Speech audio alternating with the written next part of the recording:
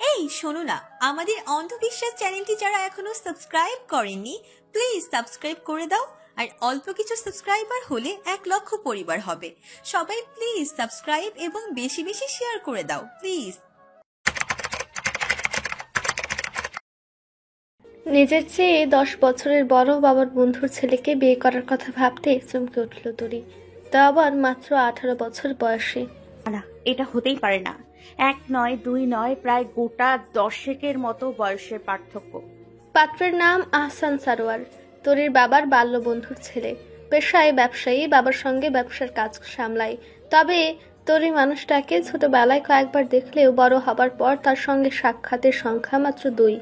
তরি 2 চোখ বন্ধ করে সে স্মৃতিচারণের চেষ্টা করলো। আবছা আবছা কিছু বিষয় মনেও পড়ল। লোকটা উজ্জ্বল শ্যামলা বর্ণের চেহারায়, গঠন লম্বাটে, কণ্ঠস্বর বেশ ভারী। মুখমণ্ডলে ছিল অকৃত্রিম আভিজাত্যের ছাপ। আহসান নামক লোকটির কথা ভাবতেই তরির সর্বাঙ্গ সহসায় কেঁপে উঠল। চোখ খুলে সে এদিক ওদিক তাকালো। এরূপ অপরিচিত আগন্তুকের সঙ্গে সে কিভাবে সারা জীবন কাটাবে? কথা তো দূরে থাক, লোকটার দিকে সে কখনো মাথা তুলে সরাসরি তাকিয়েও দেখেনি। যেটুকু অবলোকন করেছে তাও ঘটেছে আর চোখে। তবে তরি আর কিছু ভাবতে পারল না। এক দৌড়ে ছুটে গেল মা মনোয়ারার কাছে। মনোয়ারা চাল থেকে কঙ্কর বাঁচতে ব্যস্ত। নিজের ইতস্তত বোধ কাটানোর সহায়ক হিসেবে তরি ওনার আঁচল হাত দিয়ে মোড়ামুড়ি করতে লাগলো। মনোয়ারা স্বল্প আওয়াজ পেয়ে মেয়ের দিকে ফিরে তাকালো। তরির মাথা নিচু দেখে কিছুটা আন্দাজ হয়তো করে ফেললো। মায়ের মন বলে কথা। তরি ভীতর স্বরে বলল, আমি কিছু বলতে চাই। মনোয়ারা জবাবে বললেন, বলো, আমি তো মুখ বেঁধে রাখিনি তোমার। তরি মাথা নিচু করে বলল, বিয়ের বিষয়ে কথা বলতে চাই। মনোয়ারা চালের পাত্র ছেড়ে সোজা হয়ে বসে মেয়ের দিকে তাকালেন। তরি এবার মায়ের কাছে এসে বসলো। ইতস্তত বুটটা যেন কিছুটা কমলো তার। শান্ত গলায় বলল, আমি এই বিয়েটা করতে চাই না।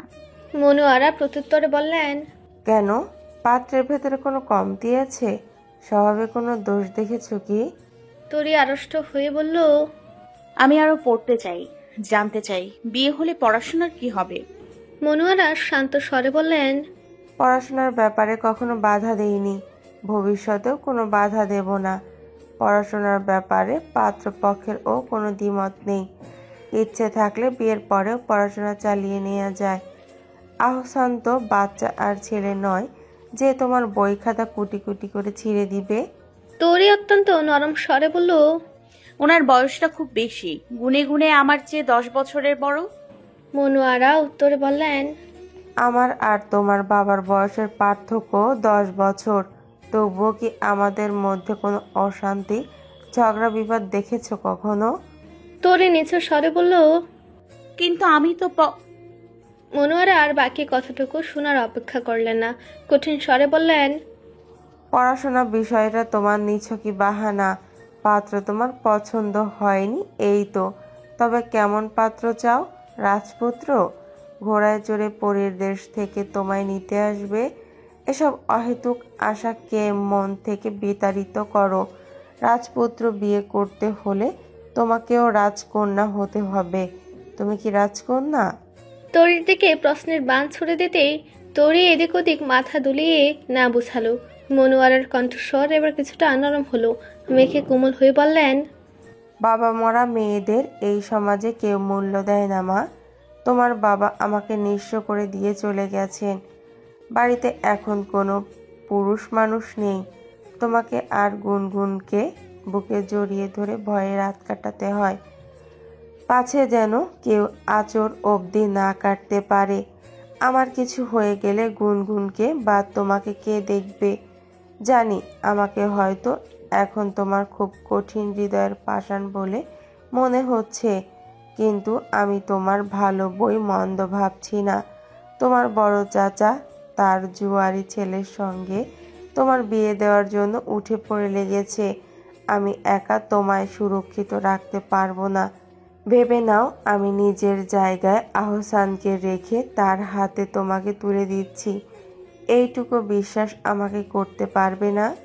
তরি কোনো জবাব দিল না। মায়ের যুক্তির কাছে সে হেরে গেছে। শুধু মাথা দুলিয়ে হ্যাঁ বোঝালো। মনোয়ারা যেন হাফ ছেড়ে বাঁচলেন। স্বামী হায়দারকে হারানোর পর থেকে সংসারে একের পর এক ঝামেলা যেন লেগে দিয়েছে। বাড়ির কর্তা ব্যতীত দুটি সন্তানকে এক হাতে মানুষ করা চারটিখানি কথা নয়। হায়দার গত হয়েছেন 6 মাস, তবে মনোয়ারার মনে হয় এটা যেন মাস নয় বছর। সম্পদ নিয়ে হায়দারের ভাই বোনেদের দ্বন্দ্ব বিবাদের অন্ত নেই। অপরদিকে হায়দারের বড় ভাই হারুনের চোখ পড়েছে নিজ ভাতিজি তরির দিকে। যে কোনো মূল্যে তরিকে নিজের নেশার জুয়ারি ছেলের বউ করে ঘরে তুলতে চান। হায়দার বেঁচে থাকাকালীনও হারুন বেশ কয়েকবার প্রস্তাব পাঠিয়েছিলেন। হায়দার তা কৌশলে এড়িয়ে গেছেন। কেউ কি চাইবে নিজের মেয়েকে অমন অপাত্রের হাতে তুলে দিতে? পরিস্থিতি আজ হাতের বাইরে চলে গেছে। হারুন বিভিন্ন কলা কৌশলে তরিকে হাত করতে চাইছেন। তরির পেছনে যেন উঠে পড়ে লেগেছেন। তাই পরিস্থিতি সামাল দিতে হায়দারের ছোটবেলার বন্ধু ব্যবসায়ের সঙ্গে মাজদাক সারোয়ারের বিবাহযোগ্য ছেলের সঙ্গে নিজ কন্যার বিবাহ ঠিক করেছেন মনোয়ারা। হায়দারের কাছে সে অনেকবার শুনেছে আহসানের কথা, সরাসরি দেখেছেও।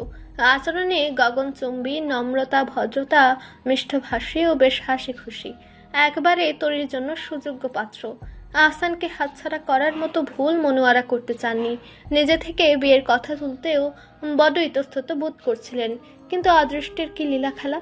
মনোয়ারাকে বিস্মিত করে মাজদাক ও মাজদাক গিন্নি শুভা আহসানের জন্য তরিকে চেয়ে বসলেন কোনো দাবি দাওয়া ছাড়াই। যোগ্য পাত্রকে হাতের মুঠোয় পেয়ে মনোয়ারাও আর বিলম্ব করলেন না।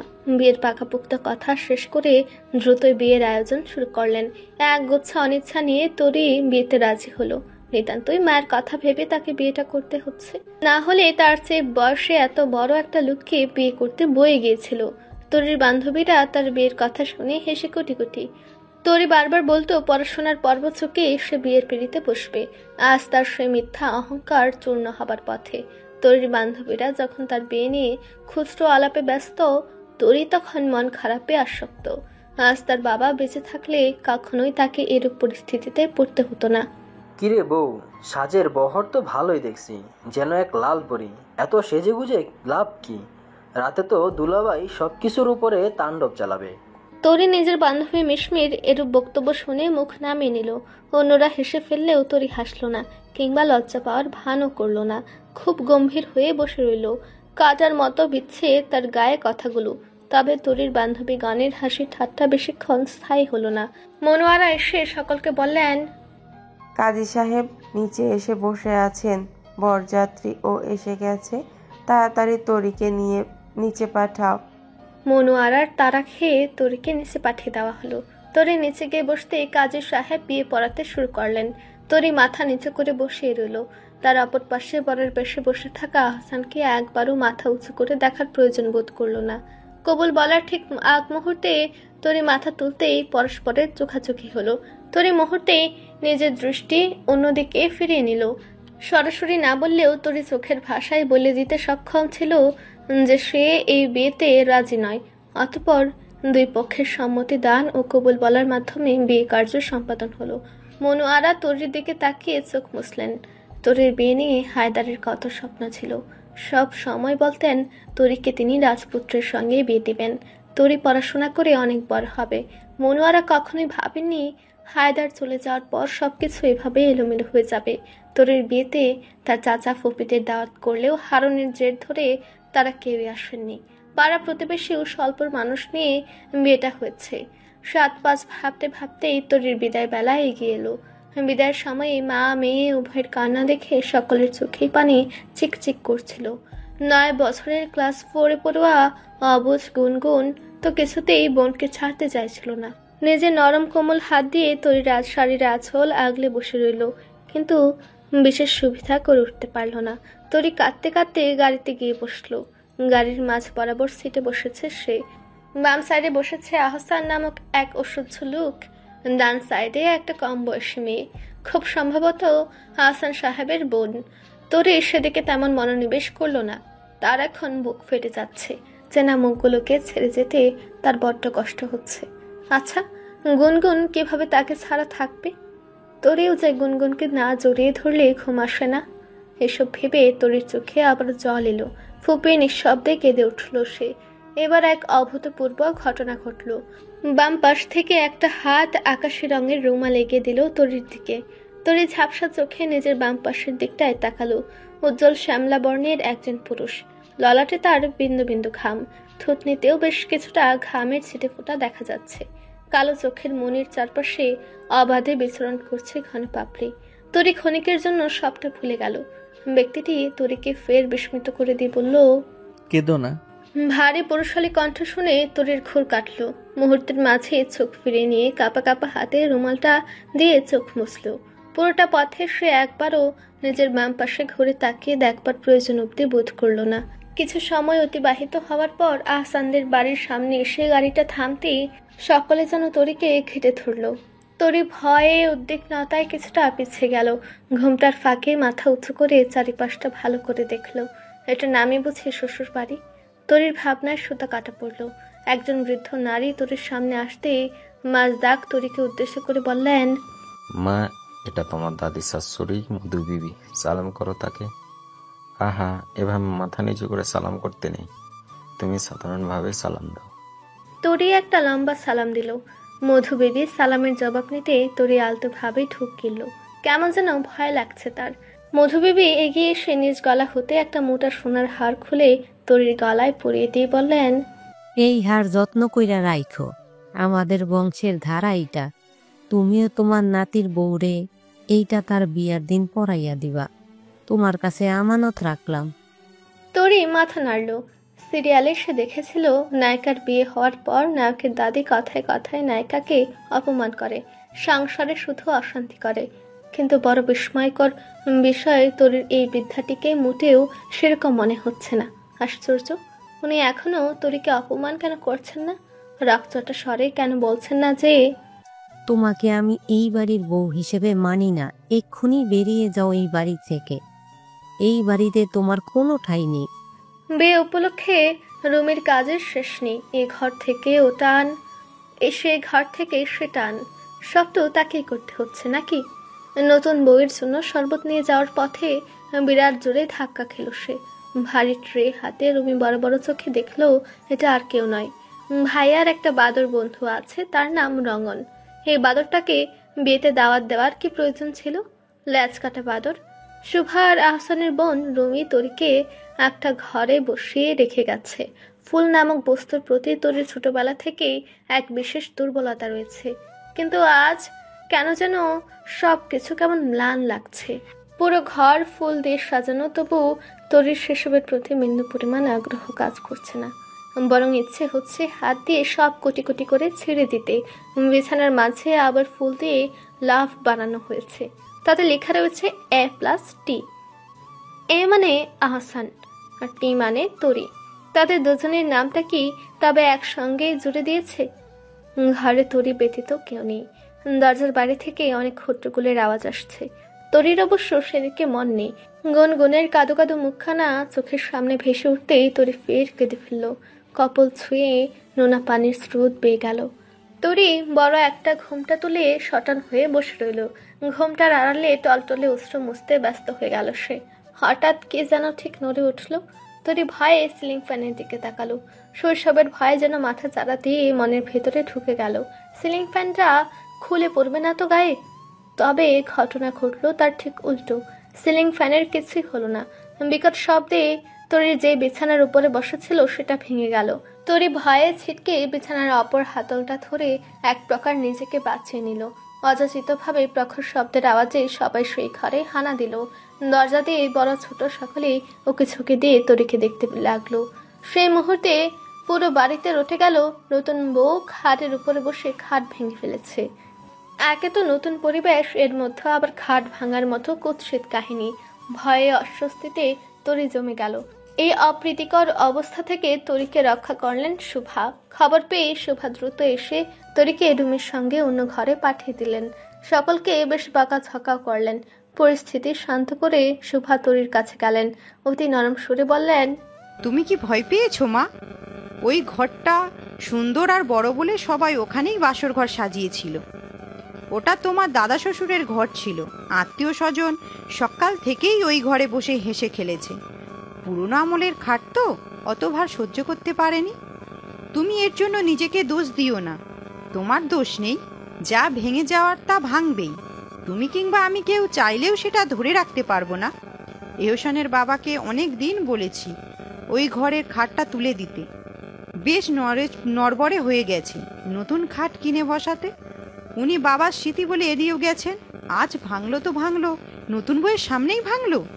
তুমি আমাকে ক্ষমা করো মা। তরি আড়ষ্টতা কাটিয়ে কথা বলতে পারল না। শোভা আবারও বললেন, এটা তোমার আর তোমার বরের ঘর। আমি কত করে বলেছিলাম এই ঘরে বাসর সাজাতে, নাছোট ছেলে মেয়েগুলো আমার কথা শুনল না। আচ্ছা করে বকে দিয়েছি সবগুলোকে। ওই ঘুরে ফিরে অহসানের ঘরেই আসতে হলো তোমায়। খামোখা তোমায় এত লজ্জাই ফেললাম। শোভা তরির শাড়িটা ঠিকঠাক করে দিয়ে রুমিকে নিয়ে বের হয়ে গেলেন। যাওয়ার সময় আলতো করে ঘরের দৌড় দিয়ে গেলেন। তরি জড়তার সংকোচে আবারও কেঁদে ফেললো। এত কান্না পাচ্ছে কেন তার? ভয়ে নাকি লজ্জায়? তরির তুলতুলে কপাল ছুঁয়ে নোনা পানির স্রোত বয়ে গেল। মিনিট খানেক পর দরজা খোলার আওয়াজ পেয়ে তরি নড়ে চড়ে বসলো। বড় একটা ঘুমটা তুলে সটান হয়ে বসে রইল। ঘুমটার আড়ালে টলটলে উষ্ঠ মুছতে ব্যস্ত হয়ে গেল সে। আকস্মাৎ এক বলিষ্ঠ হাত তরির মুখের ঘুমটাটা তুলে দিল। তরি চোখ মেলে তাকালো। চোখে বাড়ি ধারা চিকচিক করছে। আহসান ক্ষীণ স্বরে বলল, এখনো কাঁদছো? আর কেঁদো না। তরি প্রত্যুত্তরে বলল, আমি কিন্তু মোটেও আপনাদের বাড়ির খাট ভাঙিনি, ওটা একাই ভেঙে গেছে। আহসান শান্ত গলায় বলল, আচ্ছা মানলাম, কিন্তু এখন আর কেঁদো না। এত কাঁদলে শরীরের লোনা পানি সব শেষ হয়ে যাবে। পরে সারাদিন স্যালাইনকে কাটাতে হবে। তোমার বুঝি স্যালাইন খুব পছন্দ? তরি ভেজা গলায় বলল, মোটেও না, ওটা কোনো খাবার জিনিস নয়। আহসান ঠোঁট টিপে হাসলো। হাস্যোজ্জ্বল স্বরে বলল, তাহলে কেঁদো না। তরি কান্না থামিয়ে প্রতিবাদী কণ্ঠে বলল, সবকিছু নিজে ঘটিয়ে আমাকে কাঁদতে নিষেধ করছেন? সবকিছু আপনার জন্যই হয়েছে, আমি জানি। আহসান বিস্মিত হয়ে বলল, ও মা, এই মেয়ে বলে কি? আমি আবার কি করলাম? তরির মুখে যেন খই ফুটে উঠল। রুড়ো কণ্ঠে সে বলল, আপনি তো আমাকে আমাদের বাড়ি থেকে নিয়ে এলেন। আপনি যদি আমাকে না নিয়ে আসতেন তবে কি আমি এত কাঁদতাম? সব দোষ আপনার। আহসান ঠোঁট এলিয়ে হেসে ফেলল। তরি টলমল চোখে আহসানের হাসি মাখা মুখ অবলোকন করলো। আহসান মিষ্টি করে হেসে বলল, মানলাম সব দোষ আমার, ঘাট হয়েছে আমার, তবুও তুমি আর কেঁদো না।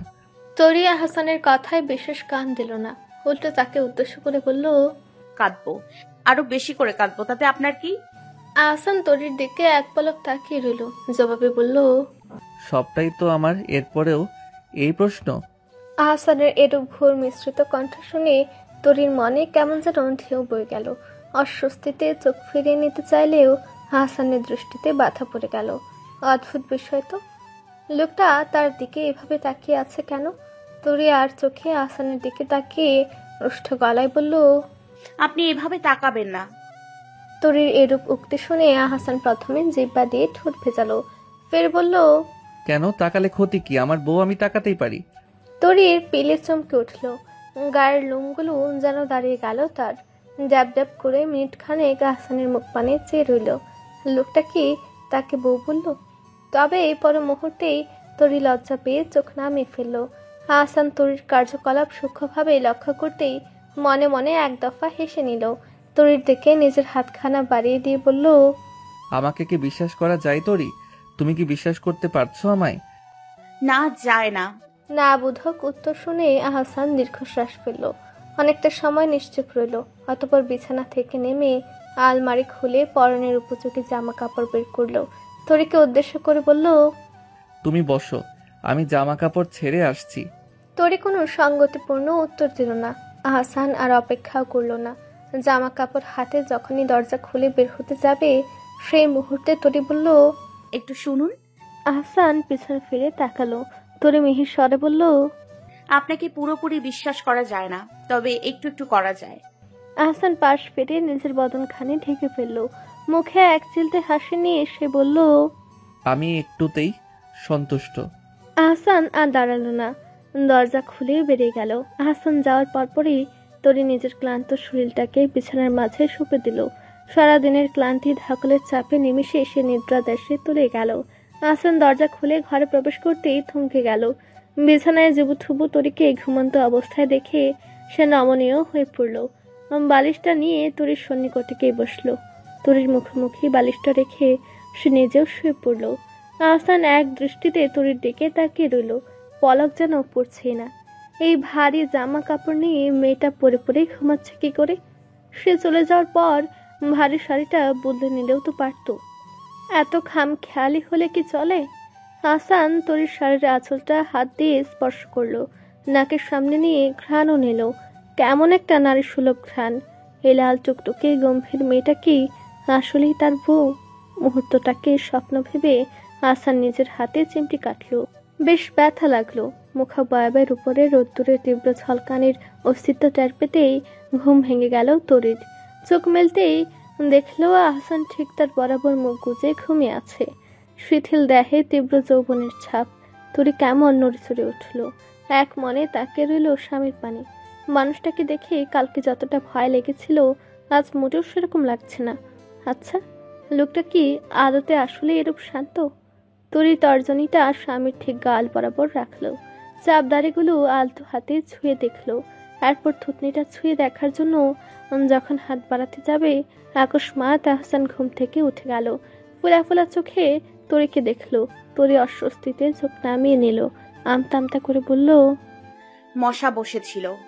আহসান পাশ ফিরে শুয়ে পড়ল। তরির সঙ্গোপনে মুচকি হাসতে হাসতে বলল, আচ্ছা।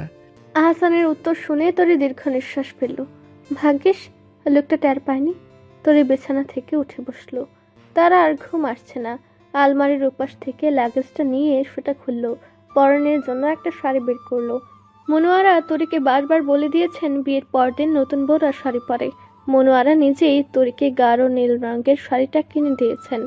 সঙ্গে মানানসই ব্লাউজ বানিয়ে রেখেছেন দর্জিকে বলে। তরি শাড়ি হাতে পা টিপে টিপে গোসলখানায় গেল।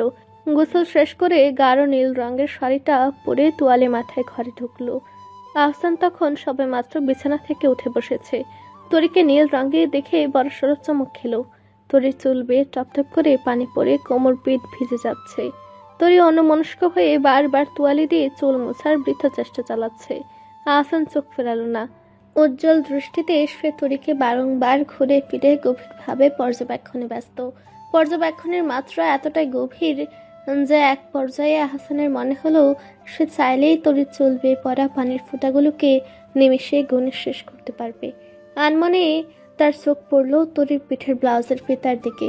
অবহেলিত ফিতা দুটো খোলা।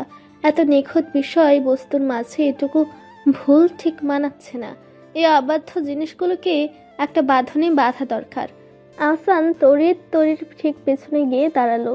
পেটে টান অনুভব করতেই তরি একবার পেছনে ফিরে তাকাতে চাইল।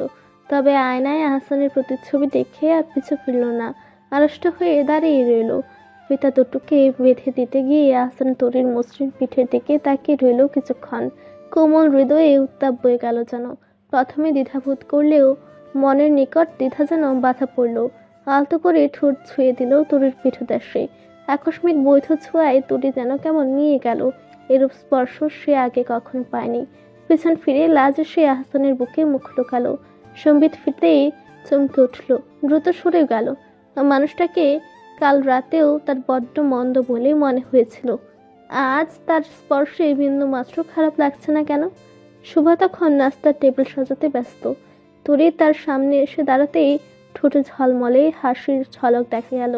মাছদাক টেবিলের ঠিক সাইডের শাড়ির চেয়ারে বসে এক মনে পেপার পড়ছিলেন। তরিকে দেখে পেপার ভাঁজ করে ফেললেন। তরি জড়তা সংকোচে মাছদাককে সালাম দিল।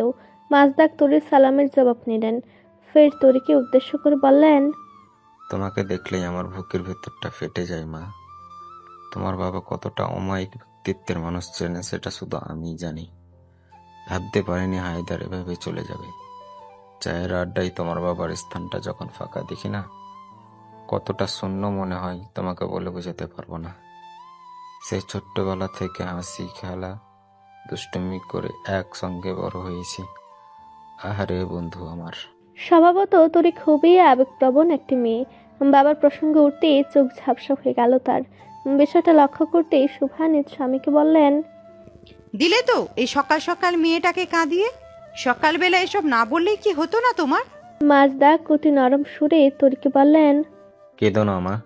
তোমার বাবাকে আমি কথা দিয়েছি আমি কখনো তোমার চোখে জল আসতে দেব না। তোমাকে কাঁদতে দেখলে হায়দার কিন্তু আমার সঙ্গে অভিমান করবে। তরি শাড়ির আঁচল দিয়ে চোখটা মুছে ফেলল। বাবার কথা মনে পড়লেই তার খুব কষ্ট হয়, খুব। সকালে নাস্তা খেয়ে উঠবার সময় মধু বিবি বেশ কিছুক্ষণ তরির গতিবিধির দিকে লক্ষ্য রাখলেন। তরিকে ডাক দিয়ে কিছু বলতেও চাইলেন, তবে পরিবারের অন্যান্য সদস্যদের সামনে এত খোলামেলা বিষয়ে আলোচনা বাঞ্ছনীয় না ভেবে আর বললেন না। কিন্তু তরির ভেজা চুল দেখে আত্মতৃপ্তি পেলেন। তখন শুভা তরির হাতে এক কাপ চা দিয়ে বললেন, এহসানকে দিয়ে এসো, নাস্তা শেষে চা না পেলে তার আবার মাথা ব্যথা হয়। তরি চার কাপ নিয়ে সোজা ঘরের দিকে গেল। আহসানের দিকে চার কাপটা এগিয়ে দেওয়ার সময় তরির হাতটা ঠকঠক করে কাঁপছিল। চার পিড়েছে ফুটা কয়েক চা পড়েও গেল। আহসান কাপটা তুলে নিয়ে টেবিলে রাখলো। নরম সুরে বলল, এত কাঁপাকাঁপি কেন? গরম জিনিসে ভয় বুঝি? তরি ঠোঁট কামড়ে উত্তর দিল, গরম চা ভয় লাগে না, কিন্তু আহসান চার কাপটা হাতে তুলে তাতে একটা চুমুক দিল। অতঃপর বলল, কিন্তু কি? তরি বড় সড়ো ঢুক গিলে বলল, আপনি আমার সামনে এলেই আমার বুক কাঁপে, হাত কাঁপে, আবার পা কাঁপে। সত্যি বলছি, আমার আগে এরকম কিছু ছিল না। এখন কেন এসব হচ্ছে আমি জানি না। আচ্ছা, আপনারও কি এমন হয়? আহসান মনে মনে এক ধাপ হাসলো। চার কাপটা টেবিলে রেখে তরির সামনে এসে দাঁড়ালো। অত্যন্ত গভীর গলায় বলল, হ্যাঁ হয়তো, কিন্তু হাত কাঁপে না, পাও কাঁপে না, বুক কাঁপে। আবার মনে হয় বুকে যেন কেউ ড্রাম পেটাচ্ছে, কেমন ধুকপোকানির আওয়াজও হয়। তরি মিনিট ১৩ মতো ফ্যাল ফ্যাল করে তাকিয়ে রইল। নিচে স্বরে বলল, সত্যি? আহসান তরির ডান হাতটা নিজের হাতের সঙ্গে মিশিয়ে ফেলল। তরির অত্যন্ত সন্নিকটে গিয়ে বলল, হ্যাঁ, এই যে আমার বুক মাথা রেখে কান পেতে শুনে দেখো।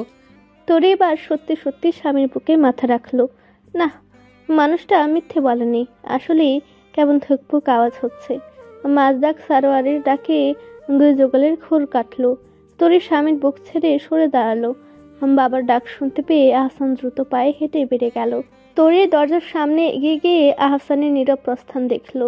দরজার সামনে থেকে সরে আসার সময় একটা নারী কণ্ঠস্বর শুনতে পেয়ে তরি কৌতূহলী দৃষ্টিতে তাকালো। হাস্যজ্জ্বল একটা নারী অবয়ব তার দিকে হেঁটে আসছে। মেয়েটাকে তরি চিনে। মেয়েটার নাম রুমি, সম্পর্কে আহসানের ছোট বোন। বিয়ের দিন রুমিকে দেখেছিল তরি। রুমি এসে তরির হাত দুটো ধরে বলল, কেমন আছো ভাবি? তরি ইতস্তত ভাবে উত্তর দিল, ভালো আছি, তুমি কেমন আছো? রুমি ঠোঁট এলিয়ে হেসে বলল, তুমি চাইলে আমাকে তুই করে বলতে পারো, আমি কিছু মনে করব না। তোমার আর আমার বয়সের পার্থক্য মাত্র 2 বছর। তোমার 18 আর আমার 16। ভেবো না ভাবি বলে তোমার সঙ্গে বাঙালি ননদীদের মতো ঝগড়া করব। আমি এত হিংসুটে ঝগড়াটে কুটকুটে নই। তুমি কিন্তু আমার সই। তরি যেন বুকে প্রাণ ফিরে পেল। নরম স্বরে বলল, ইস, আমি ভেবেছিলাম তুমি আমাকে সিরিয়ালের মতো গয়না চুরির দায়ে ফাঁসাবে। রুমি প্যাট চেপে ধরে হাসতে হাসতে বলল, হ্যাঁ, তা তো ফাঁসাবই। পারলে গয়নাগুলো সামলে রেখো, না হলে গয়না না পেলে মা আর বুবু তরিবাহু বলে চিৎকার করে উঠবে। আর আমি তখন ধুমতানানা আর বজ্রপাতের সাউন্ড বাজাবো। না চাইতেও তরি হেসে ফেলল। এই বাড়ির সবাই খুব ভালো। কাউকে তরির এখন আর মন্দ লাগছে না। দুপুরে প্রতিবেশীগণ সরোয়ার বাড়িতে হানা দিল।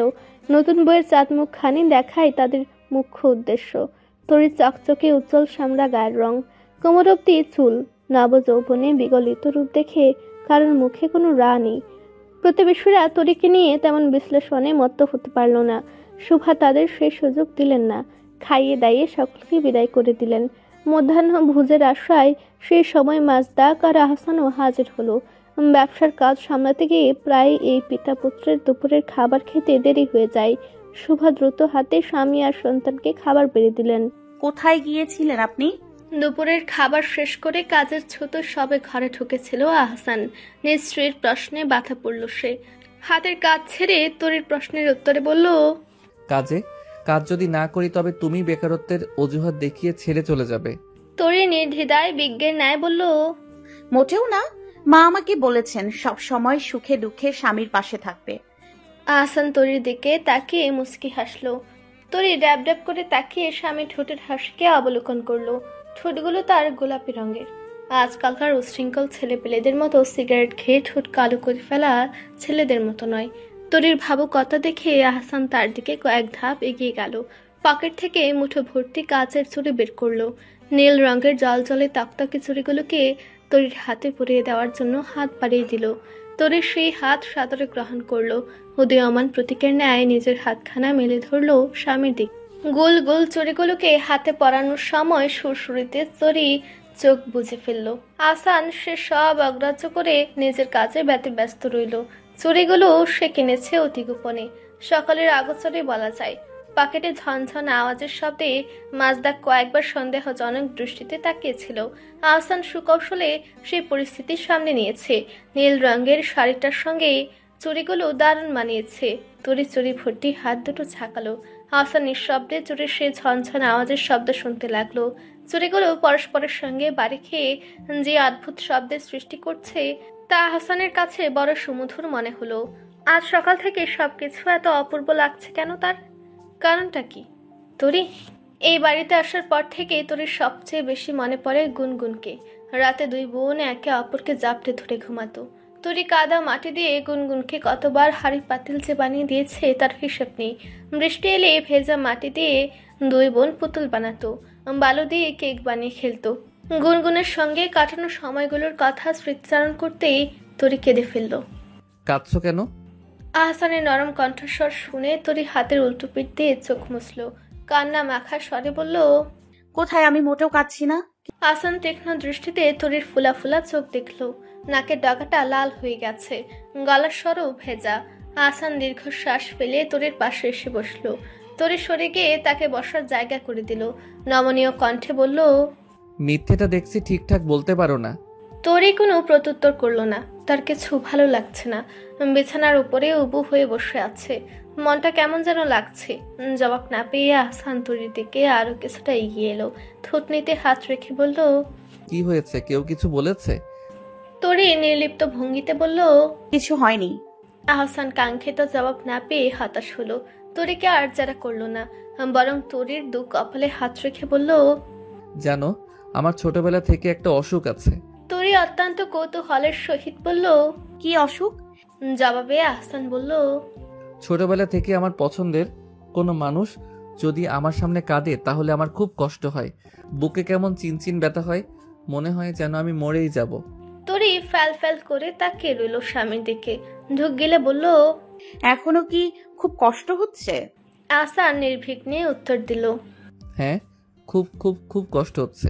তরি আর খানিকটা সময়ও ব্যয় করলো না। দুই হাত দিয়ে ফের চোখ মুছল। নাক টেনে টেনে বলল, আমি আর কাঁদবো না।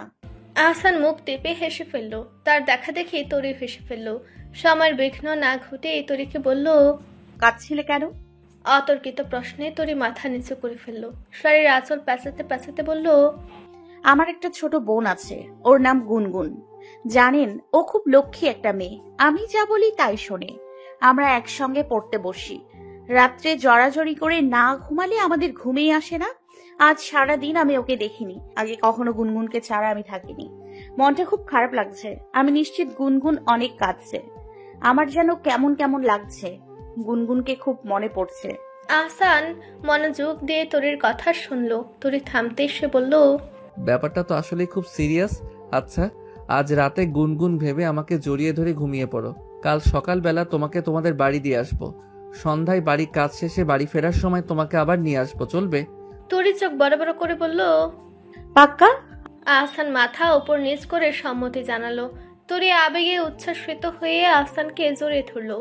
সহসা মেয়েলি দেহের তুলতুলে ছোঁয়া পেয়ে আহসান বিস্মিত হলো। তরির এলোমেলো চুলগুলো তার নাক কেশে বাড়ি খেলো। তরি তাকে জাপটে ধরে বলল, আপনি খুব ভালো। যদিও সম্বিত ফিরে পেতেই সে আহসানের শরীর থেকে নিজেকে আলগা করে ফেললো। এভাবে মানুষটাকে তার জড়িয়ে ধরা মোটেও ঠিক হয়নি। লোকটা তাকে নিয়ে মনে মনে ভুল কিছু ভাবছে না তো? একেবারে লাগোয়া দুটি বালিশে তরি আহসান পরস্পর একে অপরের দিকে তাকিয়ে শুয়ে আছে। দুজনের দৃষ্টি একে অপরের দিকে নিহিত। যেমন আহসানের শক্ত পুরুষালী চাহনি, তেমনই তরির নারী সুলভ কোমল নমনীয় চাহনি। কেউ কাউকে ছাড় দিচ্ছে না। দুজনের চোখেরই অদ্ভুত খেলার মাঝখানে আহসান বলল, তুমি কি তুলতুল? তরি হতবাক হলো। নিমিষে শোয়া থেকে উঠে বসে বলল, আপনি আমার নাম জানলেন কি করে? আহসান অযাচিত হাসলো। হেসে বলল, আঙ্কেলের মুখে শুনেছি। আমি ভেবেছি গুনগুনি হলো তুলতুল। বিয়ের দিন অনেকবার গুনগুনকে তুলতুল বলে ডেকেছি, গুনগুন কোনো সাড়াই দিল না। তরি গালে হাত দিয়ে বলল, তুলতুল আর গুনগুন আমাদের ডাকনাম। আমার ভালো নাম নাভানা রশিদ তরি, আর গুনগুনেরটা হলো ইনায়া রশিদ কিরণ। আমাদের নামে কি মিল, তাই না? তুলতুল নামে শুধু আমায় বাবা ডাকতো, এখন আর কেউ ডাকে না। আহসান মিনিট খানেক নীরবতা পালন করলো, তারপর বলল, আমি যদি তোমাকে তুলতুল ডাকি খুব বেশি ক্ষতি হবে কি? তরি মাথা দুলিয়ে না বোঝালো, এর অর্থ আপনি আমাকে তুলতুল ডাকলে মোটেও ক্ষতি হবে না। আজ সকাল থেকে তরি বেজায় খুশি। গাঢ় লাল রঙের জামদানি শাড়ি পরে টুকিটাকি সেজে বসে আছে সে। হাতে গলায় সুভার পরিয়ে দেয়া সোনার গয়না। বিবাহিত মেয়েরা বাপের বাড়ি গেলে সোনার গয়না পরে যেতে হয়। তরি নিজের পায়ের দিকে তাকালো, পা দুটো খালি খালি লাগছে। দুপায়ে আলতা পরলে মন্দ হতো না, কিন্তু কে এনে দেবে তাকে আলতা? দরজা খোলার শব্দে তরি পিছন ফিরে তাকালো। আহসানকে দেখে ঠোঁটে মুচকি হাসি ফুটে উঠলো। এগিয়ে গিয়ে বলল, আপনি কিন্তু বলেছেন আজ বাড়ি নিয়ে যাবেন, কখন যাব আমরা? তরির প্রশ্নের উত্তর আহসান দিতে পারল না। তরির এলোমেলো প্রশ্ন তার কানে ঢুকছেই না। তার দৃষ্টি সম্পূর্ণ তরির দিকে নিবদ্ধ। মেয়েটাকে কেমন বউ বউ লাগছে। বউই তো, তারই বউ এটা। মাথায় পাকা গিনিদের মতো খোপা বাঁধা, হাতে সোনার বালা, গলায় মোটা হার পরা। আহসান দরজার ধরে দাঁড়িয়ে থাকলো। তরি আবার প্রশ্ন করলো, নিয়ে যাবেন না? আহসান হাঁক চুকেই উঠলো, আমতা আমতা করে বলল, ওহ ওই হ্যাঁ, বাইক বাইরে আছে, আমি চাবিটা নিয়ে যাচ্ছি, তুমি এসো। আহসান চাবি হাতে বেরিয়ে যেতেই তরি পিছু পিছু আঁচল ঘুরাতে ঘুরাতে এলো। আহসান আর চোখে তরিকে দেখলো, বড্ড খুশ মেজাজে আছে সে। আহসান বাইকে বসে তরিকে বসার ইঙ্গিত দিল। তরি বাইকে উঠে প্রথমে একটু দূরত্ব বজায় রেখেছিল, এরপর কি ভেবে যেন এগিয়ে এসে বসলো। একটা হাত রাখলো আহসানের কাঁধে, অপরটা আহসানের বুকে। তরিদের বাড়ি থেকে আহসানের বাড়ির দূরত্ব খুব বেশি নয়। বাইকে জোরে টান দিলেই খুব একটা সময় লাগে না। তরিকে বাড়ির সামনে পৌঁছে দিয়ে আহসান চলে যেতে চাইলো। তরি নির্লিপ্ত কণ্ঠে বলল, আপনি আসবেন না? তরির এই দুর্বল কণ্ঠস্বরের আকুতি ভরা চাহনি আহসান এড়িয়ে যেতে পারল না। প্রত্যুত্তরে শুধু বলল, যাবো, কিন্তু বেশিক্ষণ বসতে পারবো না, আম্মার সঙ্গে দেখা করে চলে আসবো। তরি মুখে প্রকাশ না করলেও মনে মনে আনন্দিত হলো। দরজায় নক করতে মনোয়ারা এসে দরজা খুলে দিলেন। তরি আর আহসানকে অসময় দেখে চমকিত হলেন। আহসান সালাম দিয়ে ভেতরে গেলেও কিন্তু কথা অনুযায়ী বেশিক্ষণ বসলো না। মাজদাক গুদামে তার জন্য অপেক্ষা করছেন। গুনগুন স্কুল থেকে ফিরে বোনকে দেখে আনন্দে কেঁদে ফেললো। তরিকে জড়িয়ে ধরে বলল, বুবু জানো, আমার তোমাকে কত মনে পড়েছে। তোমাকে সেদিন নিয়ে গেল যেই লোকটা, তিনি একটা দুষ্টু লোক। তোমাকে কেন নিয়ে গেল সে? আমি তোমার জন্য অনেক কেঁদেছি। তুমি এই লোকটাকে বকে দেবে বুবু, সে যেন আর তোমাকে নিয়ে না চলে যায়। তরি কাঁদো কাঁদো চোখে গুনগুনের কথা শুনলো। হাসানকে নিয়ে কটু কথা বলায় মনোয়ারা যদিও এক দফা গুনগুনকে এসে ধমক দিলেন, গুনগুন সেদিকে ভ্রুক্ষেপ করলো না। দু বোন সন্ধ্যা অবধি নিজেদের মতো ব্যস্ত রইল। গুনগুন এসে তরির হাতে এক গাদা কাপড় গুঁজে দিল। তরি সেগুলো দিয়ে পুতুল বানালো। সুতো কেটে মেয়ে পুতুলটার মাথায় চুরো দিল। একটা বর পুতুল, অপরটা বউ পুতুল, আর একটা ছোট্ট বাবু পুতুল। উঠানে পাতা দোলনায় দু বোন দুলো খেলো। কথা মাফিক সন্ধ্যাবেলায় আহসানের বাইক তরিদের গেটে এসে থামতেই গুনগুন জানালা দিয়ে উকি ঝুঁকি মারলো। মনোয়ারা গেট খুলতে আহসান ভেতরে প্রবেশ করতেই গুনগুন তরির শাড়ির আঁচল চেপে ধরে বসে রইল। তরি কানে ফিসফিস করে বলল, বুবু এই দুষ্টু বদলোকটা আবার এসেছে। ও তোমাকে নিয়ে যেতে এসেছে। তুমি একদম বই পেও না। ও তোমার কাছে আসলে আমি ওকে কামড়ে দেব। আমার দাঁতে অনেক জোর আছে বুবু। সেদিন ক্লাসে রাখা আমার খাতা ছিঁড়ে ফেলেছিল, এরপর আমি ওর হাতে কামড়ে দিয়েছি। বইয়ে পরের দিন স্কুলে আসিনি, হি হি হি। তরি ভ্রু কুচকে বলল, তুমি কেন কামড় দিলে গুনগুন? গুনগুন মাথা নিচু করে বলল, ও আমার খাতা কেন ছিঁড়ে দিল? সব পচা মানুষদের কামড়ে দেব। তরির কোনো সারা শব্দ না পেয়ে গুনগুন তরির গলা জড়িয়ে ধরে বলল, আচ্ছা আমি আর কাউকে কামড়ে দেব না বুবু, তুমি যেও না এই পচা লোকটার সঙ্গে। আমার খুব কান্না পায়। আমি তোমার জন্য কতগুলো কেঁদেছি। তরি কিছু বলার আগে ঘরে আহসান এলো। হাতে তার অনেকগুলো বড় বড় ব্যাগ, তাতে আছে নানা রকম ফল, মিষ্টান্ন ইত্যাদি। তৎক্ষণাৎ মনোয়ারার ডাকে তরির মায়ের নিকট ছুটে গেল। আহসানকে দেখে গুনগুন তাকে ভেঙচি কাটলো। আহসান সবকিছু অগ্রাহ্য করে গুনগুনের পাশে গিয়ে বসলো। গুনগুন তাকে আবারও ভেঙচি কাটলো। আহসান নিজের হাতের ব্যাগটা থেকে অনেকগুলো চকলেট বের করলো। সেখান থেকে একটার মোড়ক খুলে নিজেই খেতে শুরু করলো। গুনগুনের জিভে যেন জল চলে এলো। এই বদলুকটা তাকে একবারও সাধছে না কেন? সাধলেই তো গুনগুন খেয়ে ফেলতো। গুনগুন আর নিজেকে সামলাতে পারল না। বিক্ষিপ্ত কণ্ঠে আহসানকে বলল, সবগুলো চকলেট কি আপনি একাই খাবেন? আহসান চকলেট মুখে পুরে উত্তর দিল, হ্যাঁ। গুনগুন কিছুক্ষণ ভেবে বলল, জানেন আমাদের ইংরেজি বইতে লেখা আছে শেয়ারিং ইজ কেয়ারিং, সবকিছু ভাগ করে খেতে হয়। আহসান মনে মনে খুব হাসলো। কায়দা করে উত্তর দিল, দেব চকলেট, তবে একটা শর্ত আছে। গুনগুন নির্বিঘ্নে উত্তর দিল, কি শর্ত? আহসান নিজের বৃদ্ধাঙ্গুলি তুলে ধরে বলল, আমার সঙ্গে ভাব করবে। গুনগুন মিনিট খানেক নিজের বৃদ্ধাঙ্গুলির দিকে তাকিয়ে রইল। একদিকে ওই দুষ্টু লোক, আরেকদিকে চকলেট। কি করবে সে?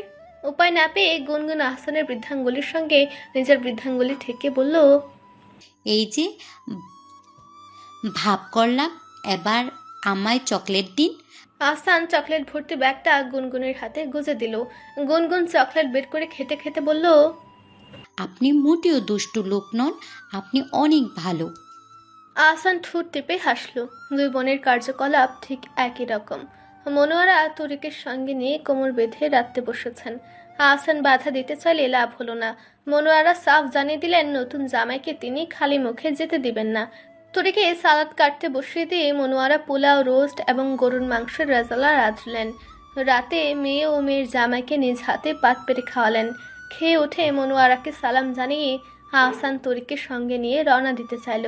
ঠিক সেই সময়ে বাঁধল বিপত্তি। গুনগুন আলতো হাতে আহসানের পাঞ্জাবের হাতা ধরে কাঁদতে শুরু করলো। ফুপিয়ে ফুপিয়ে বলল, আমি তো আপনার কথা শুনেছি, আপনার সঙ্গে ভাবও করেছি। আপনি তাহলে কেন আমার বুবুকে নিয়ে যাচ্ছেন? আমার বুবুকে ছাড়া আমি ঘুমাতে পারি না। আপনি আমার বুবুকে রেখে যান, আমার বুবু আমার সঙ্গে থাকবে। আহসান দ্বিধাগ্রস্ত হয়ে তরির দিকে তাকালো। তরিও দু হাত দিয়ে চোখ মুছছে। মনোয়ারা তেরে এসে গুনগুনের গালে দু হাত দিলেন। তবে এই পন্থা গুনগুনের বেলায় মোটেও কার্যকর ছিল না। গুনগুনের কান্নার জোয়ার থামল না। ভয়ে সে তরির আঁচলে মুখ লুকিয়ে বলল, আপনার সঙ্গে বাপ শেষ, আপনি একটা পচা পাজি লোক। অতঃপর নিজের কনিষ্ঠ আঙ্গুলটা আহসানের দিকে তাক করে বলল, আপনার সঙ্গে আমার কাটটি, কোনো দিন আর আপনার সঙ্গে কথা বলবো না। কাটটি কাটটি, রক্তের কাটটি। আহসান দরজার সামনে শটান ভাবে দাঁড়িয়ে রইল। একদিকে তার বইয়ের কান্না, অপরদিকে শালির কান্না। এই অবস্থায় ঠিক কি করা দরকার তা তার নিজের মাথায় আসছে না। এই অদ্ভুত পরিস্থিতি থেকে তাকে রক্ষা করলেন মনোয়ারা। গুনগুনের কান্না মাখা মুখ তিনি উপেক্ষা করতে পারলেন না। আহসানকে বিনীতভাবে রাতটুকু থেকে যাবার অনুরোধ করে বসলেন। এই আকুল অনুরোধ আহসানের হৃদয়ে ঝড় তুলল। মাতৃসম মানুষটির অনুরোধ আহসান ফেলতে পারল না। রাতটা সে ওই বাড়িতে থেকে যাওয়ার সিদ্ধান্ত নিল। সে শুনে গুনগুনের খুশি সেদিন আর দেখে কে। খুশিতে আহসানের হাত ধরে লাফাতে লাফাতে বলল, আপনার সঙ্গে কাটটি বাত, আপনি আসলেই খুব ভালো। আহসান দীর্ঘ নিঃশ্বাস ফেলল। এদের দুই বোনের কোনো ঠিক ঠিকানা নেই। দুজনের মধ্যে ভয়ানক মিল। তরি তার নিজের ঘরে আহসানকে বিছানা করে দিল। সবকিছু গুছিয়ে দিয়ে মনোয়ারার ঘরে গিয়ে বসলো। সকালে গুনগুনের স্কুল আছে, তাই মনোয়ারা তাকে জোর করে ঘুম পাড়িয়ে দিয়েছেন।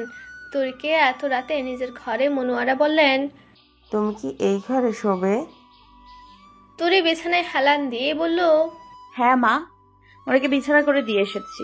উনি আমার ঘরে ঘুমাবেন আর আমি এখানে ঘুমাবো। মনোয়ারা ঝাঁঝালো কণ্ঠে বললেন, কাজটা তুমি মোটেও ঠিক করনি। সে আমাদের বাড়ির মেহমান, তাকে তোমার সময় দেওয়া উচিত। একে অপরকে সময় না দিলে তোমরা নিজেদের কিভাবে বুঝবে? তোমার স্থান যেখানে, তুমি সেখানে যাও। তরি মুখ ফুটে বলল, গুনগুনের সঙ্গে ঘুমাবো আমি, না হলে গুনগুন কাঁদবে। গুনগুনকে আমি খাইয়ে ঘুম পাড়িয়ে দিয়েছি। সকালে স্কুল আছে ওর। এত রাত জেগে কাজ নেই। সকালে উঠলে বলে দেব রাতে তুমি ওর সঙ্গেই ঘুমিয়েছো। তরি রুষ্ট হয়ে নিজের ঘরের দিকে গেল। এই লোকটার যন্ত্রণা একটু শান্তি নেই। কোথায় একটু মা বোনকে জড়িয়ে ধরে ঘুমাবে সে, তারও কোনো জো নেই। এই বাজে লোকটা এখানে এসে হাজির। তরিকে দরজার সামনে ঠায় দাঁড়িয়ে থাকতে দেখে হাসান চমকিত হলো। এই না সে ওই ঘরে ঘুমাতে গেল? হাসান বিছানা ছেড়ে উঠে গেল তরির নিকটে, দরজার ঠিক সামনে গিয়ে বলল, তুমি এখানে? রাত হয়ে গেছে, যাও শুয়ে পড়ো। তরি ঠোঁট কুচকে এক রুখা জবাব দিল, মা বলেছে আপনার সঙ্গে এই ঘরে শুতে। হাসান আর টুর শব্দটিও করল না। বিছানায় উঠে তরিকে শোয়ার মতো জায়গা করে দিল। তরি ধীর পায়ে বিছানার দিকে এগিয়ে গেল। বিছানার হাতলটা ধরে আহসানের উদ্দেশ্যে বলল, উঠোনে যাবেন? আহসানের চোখ ভর্তি তখন ক্লান্তির ছাপ। তরির কথাগুলো শুনে তার তন্দ্রাভাব কেটে গেল। হয়তো বিহ্বলের ন্যায় বলল, এত রাতে? তরি চঞ্চল ছন্ন ছাড়া মেয়েদের মতো হাত পা ছুড়ে বলল, হ্যাঁ, আজকে একটা সিক্রেট মিশনে নামবো। আহসান কপাল কুচকে ফেলল। তরির দিকে তাকে বলল, কিসের মিশন? তুই কি স্পাই? তরি ফিসফিস করে বলল, এত শত জানি না। আমাদের উঠোনের এই পাশে রমিত চাচাদের চালতা গাছ আছে, মানে দুই বাড়ির মাঝামাঝি পড়েছে গাছটা। আমরা এতদিন ভাগ বসাইনি, কিন্তু রমিত চাচা একজন পাজি মানুষ। রাতে আমাদের গাছের আম পেড়ে নিয়ে যান, কিন্তু আমাদের কোনো চালতা দেন না। আজকে আমরা চালতা চুরি করব। আপনি নিচে বস্তা হাতে দাঁড়াবেন, আমি ওপর থেকে চালতা ফেললে কুড়িয়ে বস্তায় ভরবেন। আহসান তীব্র প্রতিবাদ করে বলল, এসব করা একদম ঠিক নয়। রাতের আধারে যদি কিছু হয়? তরি পাল্টা জবাবে বলল, আপনি আমার সঙ্গে চালতা পারতে যাবেন কিনা সেটা বলুন। যদি না যান তাহলে আমি একাই যাব। ভূতে এসে আমাকে ধরে নিয়ে যাবে, তখন আপনি চেয়ে চেয়ে দেখবেন। তরি আর দাঁড়ালো না, চটের বস্তা হাতে বেরিয়ে পড়লো। হাসান তার পিছু পিছু ছুটলো। গাছের ঠিক নিচে সে তরি ফিসফিস করে বলল, আপনি নিচে দাঁড়ান, কোনো শব্দ করবেন না। চালতা নিচে পড়লে টপাটপ ব্যাগে ভরবেন। হাসান প্রত্যুত্তরে বলল, লাঠি নেই? লাঠি বা বাঁশের সঙ্গে জালি ব্যাগ পেঁচিয়ে দিলেই হতো। আমি হাত দিয়েই চালটা পেরে দিতে পারতাম। খামোখা অসময়ে গাছে উঠবার কি দরকার? তরি কোমরে হাত দিয়ে বলল, এই রাতের আধারে আমি বাঁশ ঠোকাতে এখন বাঁশ বাগানে যাব? বাঁশ এসে আমার গায়ে পড়লে আমি বাঁচবো? আহসান যুক্তি তর্কে বইয়ের কাছে হেরে গেল। হতাশ হয়ে চটের ব্যাগ হাতে দাঁড়িয়ে রইল। তরির শরীরে আঁচল কোমরে গুজে গাছের নিচু ডালে আগে পা রাখলো। হাত বাড়িয়ে গোটা চারেক চালতা পেরে নিচে ছুঁড়ে মারল। আহসান তার সযত্নে চটের বস্তায় ভরল। আহসান বাম দিকে আঙ্গুল দিয়ে ইশারা করলো তরিকে, অর্থাৎ, তরি, তুমি বাম দিকের ডাল থেকে চালতা পারো। তরির স্বামীর কথা মতো বাম দিকের ডালে পা দিল। গোটা কয়েক চালতা আবারও নিচে ছুঁড়ে মারল। এবারের চালতাগুলো সাইজের আগের তুলনার চেয়ে বেশ বড়। এভাবে চালতা পারতে পারতে চটের বস্তা 3 ভাগ ভরে গেল। তবে এইবারে তরি বড় সড়ো গোলমাল পাকিয়ে ফেলল। গাছ থেকে নামার সময় ভুল করে নরম ডালে পা ফেলতেই ডাল সহ তরি বিকট শব্দে নিচে পড়ল। ঘটনাটা এত দ্রুত ঘটল যে আহসান মিনিট খানেক প্রায় স্তব্ধ হয়ে দাঁড়িয়ে রইল। ডাল ভাঙার শব্দ শুনে পাশের বাড়ির আলো জ্বলে উঠল। তরি ভয় পেয়ে আহসানের দিকে তাকালো। এত কাহিনী ঘটার পর ধরা পড়লে সর্বনাশ। আহসান চালতার বস্তা ছেড়ে দ্রুত তরিকে কোলে তুলে নিল। তরি ফিসফিস করে বলল, আমার চালতা কোথায়? আমাকে ছাড়ুন, আগে চালতাগুলোকে সাইড করুন। চালতা সহ ধরা পড়লে কেউ আমাদের আস্ত রাখবে না। আহসান তরির দিকে বিরক্ত হয়ে তাকালো। দুনিয়া একদিকে, চালতা আরেক দিকে। ব্যথা পেয়েও মন থেকে চালতার নাম সরছে না। তরিকে সে কোল থেকে নিচে নামলো। এক হাতে তার ভারী চালতার বস্তা, অপর হাতে তরিকে সামনে ধরেছে সে। এই মেয়ে পড়ে গিয়ে নিশ্চিত হাত পা মুচকে ফেলেছে, দাঁড়াতেও পারছে না ঠিকভাবে। অতঃপর আহসানের কাঁধে ভর দিয়ে তরি ঘরে গেল। আহসান চালতার বস্তা ঘরে রেখে বলল, শিক্ষা হয়েছে তোমার এবার? এত রাতে অন্ধকারে গাছে উঠলে ঝামেলা হবেই, তাও আবার অন্যের গাছে। কোথায় ব্যথা পেয়েছো দেখি? খুব লেগেছে বুঝি? তরি রাগান্বিত স্বরে বলল, না, লাগেনি। দাঁড়াতে পারছি না ঠিক করে, পা মচকে গেছে আর কোমর সোজা করতে পারছি না। পিঁপড়া কামড়ে পা ফুলিয়ে দিয়েছে। আহসান নরম স্বরে বলল, পা টিপে দেবো আমি? তরি উত্তর দিল, মা বলেছে স্বামীর গায়ে পা দিতে হয় না, তাহলে নাকি অনেক পাপ হয়। আহসান মাথা চুলকে ছোট্ট শ্বাস ফেললো। বাঁকা চোখে তরির দিকে তাকালো, বলল, তাহলে তোমার কোমর মালিশ করে দিতে বলছো? যদিও আমি সেটা বেশ ভালোই পারি। তরি আহসানের বাঁকা চাহনির মানে বুঝলো না, উল্টো খুশি হয়ে আহসানকে বলল, দিন না প্লিজ, খুব ব্যথা করছে। চিরুনি দানির ওখানে সরিষার তেল আছে, ওটা দিয়ে মালিশ করে দিন। এটুকু বলে তরি পাশ ফিরে শুয়ে পড়লো। আহসান হতাশ হলো, এই মেয়ে তার কথার মানেই বুঝেনি। বুঝলে কোমর মালিশের কথা শুনে এত খুশি হতো না। আহসান চিরুনি দানির সামনে থেকে সরিষার তেলের শিশিটা নিল, দু হাতে তেল নিয়ে তরির কোমরের উপর রাখলো। আহসান লক্ষ্য করলো তার হাত কাঁপছে। দ্বিধা নিয়ে সে তরির কোমরে হাত রাখলো। উজ্জ্বল বর্ণের তুলতুলে কোমরে হাত রাখতেই আহসান নিজেই চমকে উঠলো। কেমন হাঁসফাঁস করতে করতে এদিক ওদিক তাকালো। বেশ বড় সড়ো কয়েকটা ঢুক গেল। আলতো হাতে মালিশ শুরু করলো। তরি মৃদু চিৎকার করে বলল, এই মালিশ বাবা, আপনার হাতে কি জোর নেই? জোরে হাত চালান। আহসান আহত দৃষ্টিতে তরির পানে চাইল। কোথায় শ্বশুর বাড়ি এসে বউ নিয়ে রাতে চন্দ্রবিলাস করার কথা ছিল, আর এদিকে হলো তার উল্টো। বউয়ের সঙ্গে চুরি বিলাস করতে গিয়ে হাত পা মচকে আহত বউয়ের সেবা করতে হচ্ছে। কি কপাল তার। তরি ঘুম থেকে উঠে নিজের তল্পি তল্পা গুছাতে ব্যস্ত। নিজের প্রয়োজনীয় জিনিসপত্র ব্যাগে গুছিয়ে নিচ্ছে সে। আহসান তরির ঠিক সামনে এসে বসলো। নির্লিপ্ত কণ্ঠে বলল, বই খাতাগুলো গুছিয়ে নিও। মায়ের কাছে শুনলাম কয়েক মাস পরেই নাকি টেস্ট পরীক্ষা তোমার। এতদিন যা করেছো সেটা চিন্তা বাদ দাও। মনোযোগ দিয়ে না পড়লে টেস্টে ভালো রেজাল্ট আসবে না। তরি হয়তো বিহব্বল হয়ে বলল, আপনি আসলে আমাকে পড়তে দেবেন? আহসান প্রত্যুত্তরে বলল, কেন, আমি কি বিয়ের আগে বলেছিলাম যে বিয়ের পর পড়াশোনা বন্ধ করে দেব? তরি নিয়ে বলল, আসলে আমি ভেবেছিলাম আপনি হয়তো আমাকে আর পড়তে দেবেন না। আমার একটা বান্ধবী আছে জানেন, ওর বর বিয়ের পর ওর পড়াশোনা বন্ধ করে দিয়েছে। পচা লোক একটা। আহসান তরির হাত দুটো ধরলো, ধরে বলল, তুমি যতদূর পড়তে চাও পড়বে। নেপোলিয়ন বোনাপার্ট কি বলেছেন জানো? তুমি আমাকে শিক্ষিত মা দাও, আমি তোমাকে শিক্ষিত জাতি দিব। তাই মনোযোগ দিয়ে পড়ো, না হলে ভবিষ্যতে আমাদের বাচ্চারা বলেই বসবে, মা তুমি কিছুই পারো না। তরি লজ্জায় মাথা নিচু করে ফেললো। এসব বাচ্চা কাচ্চার কথা বলার মানে কি?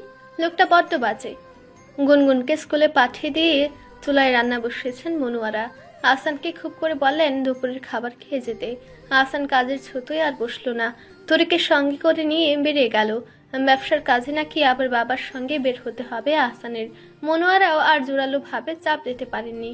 আহসান আর তরি চলে যাবার পরপরই রমিজ আলী হান্তদন্ত হয়ে মনোয়ারার দরজার সামনে এসে নক করলেন। মনোয়ারা দরজা আধা খুলে কিছু বলার আগেই রমিজ আলী বললেন, ভাবি, কালকে কি গাছে লোক উঠাইছিলেন? গাছের এই পাশের চালতা কই গেছে? মনোয়ারা খুন্তি হাতে বললেন, আমি কেন গাছে লোক উঠাতে যাব? কাল আমার মেয়ে আর মেয়ের জামাই এসেছিল, বিয়ের পর এই প্রথমবার এসেছে। আমি ওদের সেবা যত্ন ছেড়ে চালতা পারতে লোক ওঠাবো কিভাবে গাছে? রমিজ আলী আর কথা বাড়ালেন না, আনমনে দ্রুত হেঁটে চলে গেলেন। এই কর্ম তাহলে নিশ্চিত পাড়ার ছিচকে চোরদের কাজ। মনোয়ারা রান্না সেরে তরির ঘরটা গোছাতে এলেন। ঘরে মোটা চটের বস্তা দেখে কৌতূহলী হয়ে বস্তার মুখ খুললেন। খুলতে দেখলেন বড়সড় মোটা তাজা খাসা চালতায় ভর্তি বস্তাটা। মনোয়ারা স্তব্ধ হয়ে দাঁড়িয়ে রইলেন। কাল রাতেই এই অনাচার কার্য তাহলে তরি ঘটিয়েছে। হাই, এই মেয়ের বের পরেও কোনো জ্ঞান বুদ্ধি হয়নি। আহসানের করা আদেশ কাল থেকে তরিকে কলেজে যেতে হবে, সময় মতো পড়াও তৈরি করে রাখতে হবে। বাড়ি থেকে আসার সময় তরি কলেজের ধবধবে পোশাকটা নিয়ে এসেছিল। বিয়ের পর সে কালই প্রথমে কলেজে যাবে। কলেজে তাকে কে দিয়ে আসবে? আহসান। তার ওই উড়নচণ্ডী বুম্বা বুম্বা বাইক দিয়ে সাই করে তরিকে রেখে আসবে কি কলেজের গেটের সামনে? আজ রাতে লোকটাকে একবার জিজ্ঞেস করে দেখতে হবে। তরি গালে হাত দিয়ে ভাবুক মেয়ের মতো বসে রইল। আসলে যদি আহসান তাকে কাল কলেজে পৌঁছে দিতে যায় তবে কি চমৎকার একটা কাণ্ডই না হবে। এই যে তরির বান্ধবী শিউলি আছে না, তাকে তার বর রোজ সকালে কলেজে দিয়ে যায়।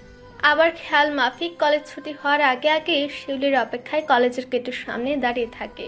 ক্লাসের সব মেয়েগুলো হা করে তাকিয়ে থাকে। তখন জানালা খুলে বারবার শিউলি আর শিউলির বরকে পালা করে দেখে। শিউলির সঙ্গে শিউলির বরের অবশ্য বেশ ভাব। যতবারই বরের প্রসঙ্গ উঠে ততবারই শিউলি লাজে লজ্জায় লাল হয়ে যায়। তখন দেখতে বেশ লাগে তাকে।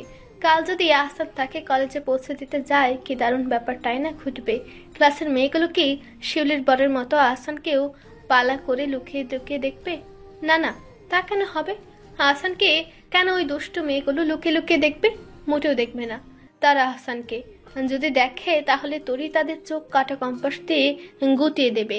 7-5 ভাবনা ছেড়ে তরি নিজের বই খাতাগুলো আহসানের পড়ার ঘরে সাজালো। কাজে যাবার সময় আহসানই তাকে এই ঘরের তালা খুলে দিয়ে গেছে। ঘরটা লম্বায়, প্রস্থে খুব একটা বড় নয়। একটা টেবিল আছে, সঙ্গে কয়েকটা চেয়ার। ঘরের এক কোণে ছোট্ট একখানা বুকশেলফও আছে। তরি গভীর মনোযোগ দিয়ে বুকশেলফের বইগুলো ঘেটে দেখল। কি সব বড় বড় ক্লাসের পড়ার বই, চাকরির পড়ার বইও আছে বেশ কিছু। তরির কৌতূহলী মনে প্রশ্নরা আঁকিবুকি করলো। লোকটা তো ব্যবসা করে, তাহলে এত রাশি রাশি চাকরির বই দিয়ে তার কি কর্ম?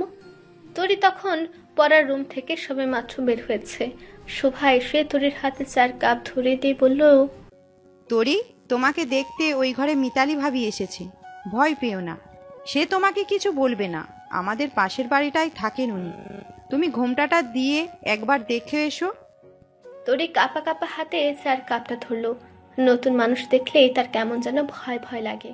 4 কাপখানা তো নিয়ে তরি শোভার কথা মতো বসার ঘরে গেল। মিতালি অতি আগ্রহ নিয়ে তরির দিকে তাকালো। তরির সংকোচে চোখ নামিয়ে ফেললো। মিতালির গোল গাল মুখে হাসি ফুটে উঠল। গাত্র বর্ণ কালো হলেও তিনি বেজায় সুন্দরী। তরি মিতালির দিকে 4 কাপটা বাড়িয়ে দিয়ে লম্বা সালাম দিল। মিতালি সযত্নে 4 কাপটা তুলে নিলেন। ছোট্ট চমক দিয়ে তরিকে সূক্ষ্ম পর্যবেক্ষণে ব্যস্ত হয়ে পড়লেন। তরির বেশ কাছে গিয়ে বসলেন। তরির কানে ফিসফিস করে বললেন, শোনো, নতুন নতুন বিয়ে হয়েছে তোমাদের, বেটা মানুষের খাইজ একটু বেশিই থাকে। তুমি কিন্তু না করো না, যা চাই তাই দিও। তরির সরল মনে এত কথার মারপ্যাচ বোধগম্য হলো না। সে শুধু মাথা দুলিয়ে সায় জানালো। মিতালি বললেন, পারলে যত দ্রুত সম্ভব একটা বাচ্চা নিয়ে ফেলো। আহসান তো ব্যবসার কাজে বাইরে বাইরেই থাকে, তোমার বাচ্চা নিয়ে ভালোই সময় কাটবে। তরি এবারও আগের মতো মাথা দুলিয়ে সায় জানালো। মনে তার তীব্র সংকোচ। প্রথমে বুঝতে না পারলেও মিতালি আন্টির কথা এখন সে বুঝতে পেরেছে। আশঙ্কাজনক পরিস্থিতিতে শোভা যেন সুপারম্যানের মতো হাজির হলেন তরির জন্য। মিতালি শোভাকে দেখা মাত্রই মিয়ে গেলেন। স্বাভাবিক কথাবার্তায় প্রসঙ্গ ফেরালেন। তরি যেন মুখে প্রাণ ফিরে পেল। মিতালি চলে যাওয়ার পরপরই তরি আহসানের ঘরে চলে এলো। তখন প্রায় সন্ধ্যা। আহসান তখনও কাজ সেরে বাড়ি ফিরেনি। এই ঘরটাতে কি প্রকৃতপক্ষে আহসানের ঘর বলা চলে? তরির মা মনুয়ারা বলেছিলেন যে বিয়ের পর নিজের একা বলতে আর কিছু থাকে না। স্বামী এবং স্ত্রী উভয়ই মিলেমিশে হয়ে যায় আমাদের। তাহলে তো এখন এটা আর আহসানের ঘর না, এটা তাদের ঘর। আসলে কি তরির সব কিছুই এখন তার একার নয়? এই যে অল্প কিছুতেই তরি দুঃখ পেয়ে কেঁদে ফেলে, আবার মাঝে মধ্যেও খুব সূক্ষ্ম বিষয়কে কেন্দ্র করে ঘন্টার ঘন্টা হাসে। এর ভাগ্য কি আহসানকে দিতে হবে? বিষয়টা যদিও একপাক্ষিক হবে না। তরির সুখ দুঃখের ভাগ যদি আহসান নেয়, তবে আহসানের সুখ দুঃখের ভাগ নিতেও তার দুঃখ নেই। যদি নেবার হয় তাহলে সত্যি নেবে। কিন্তু আহসান যদি তরির সুখ দুঃখের ভাগ নিতে অস্বীকার করে, তাহলে কি হবে? না, লোকটা কেন তরির সুখ দুঃখের ভাগ নেবে না? লোকটাকে তরির স্বার্থপর কিংবা মন্দ বলে মনে হয় না। আনমনে পায়চারি করতে করতে তরির চোখ পড়লো আলনায় রাখা আহসানের ধূসর রঙের একটা শার্টের দিকে। শার্টটা বুকের দিকের পকেটটায় কলমের কালি লেগে আছে। তরি দীর্ঘশ্বাস ফেলে চোখ বন্ধ করে স্মৃতির পাতায় ডুব দিল। হায়দার প্রায়ই বুক পকেটে কলম নিয়ে ঘুরতেন। কলমের কালি লিক হয়ে পুরো পকেট সহ শার্টে ছড়িয়ে যেত। কি যে মিতিকিচ্ছিরি অবস্থা হতো। মনোয়ারা বারবার এই বিষয়ে নিষেধাজ্ঞা জারি করলেও হায়দার ভুল করে বসতেন। শেষে তরি আর মনোয়ারা দুজনে দীর্ঘ পরিশ্রম করে কলমের কালি তুলতেন। তরি আহসানের শার্টটা হাতে তুলে নিল। বেসিনে গিয়ে পানি দিয়ে ভেজে দীর্ঘ সময় নিয়ে কলমের কালি তুলল। বারান্দায় গিয়ে রশিতে শার্টটাকে এমিলে দিল। একটা সময় তরি নিজের বাবার শার্ট এভাবে ধুয়ে দিত। আজ সময়টা ভিন্ন। এবারের মানুষটা তরির স্বামী, যার সঙ্গে তরি নিজের সুখ দুঃখের বাটোয়ারা করেছে। আহসান কাজ শেষে বাড়ি ফিরে ঘরে গিয়ে তরির আশায় বসে রইল। সকালের পর তরির সঙ্গে আর তার দেখা হয়নি। আগে তো কখনো এমন হয়নি। কখনো কাউকে দেখার জন্য এতটা তৃষ্ণা পায়নি। আজ কেন পাচ্ছে? এটা কি তার দুর্বলতা?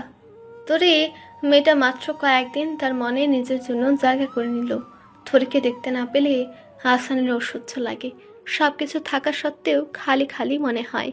কেমন যেন শূন্য শূন্য লাগে সবকিছু। এর কারণ কি? এটা কি কোনো অসুখ? তবে এই রোগের পথ্য কি? তরি? হ্যাঁ, তরি তো। তার এই রোগের কারণ। কই, তরি যখন ছিল না তখন তো আহসানের এমন লাগেনি। রোগের নাম যখন তরি, এই রোগের পথ্য হওয়া উচিত তরি। সব কিছুই তরি, সব। হাসান বাড়ির বেশ পুরনো রকিং চেয়ারে বসে ঝিমুচ্ছে। তরি তখন কোমরে কাপড় কুচে ঘরে এলো। এতক্ষণে শুভার সঙ্গে ছিল সে। শুভা রাতে রান্না করছে। তরি পাশে দাঁড়িয়ে দাঁড়িয়ে দেখেছে। তরি অবশ্য হাত লাগাতে চেয়েছিল, শুভায় তরিকে কিচ্ছু করতে দেয়নি। মনুষ্য জগতের কারো উপস্থিতি টের পেয়ে হাসান চোখ খুলল। সামনে তার তরি দাঁড়িয়ে, পাকা গিন্নিদের মতো কোমরের শরীর আঁচল গুজে রেখেছে। হাসান তরিকে দেখে উঠে সোজা হয়ে বসলো। বলিষ্ঠ কণ্ঠে বলে উঠল, নিয়মিত ভালোবাসার গল্প শুনতে এবং পড়তে আমাদের অন্ধবিশ্বাস চ্যানেলটি সাবস্ক্রাইব করে পাশে থাকা বেল আইকনটি ক্লিক করুন। ধন্যবাদ সবাইকে।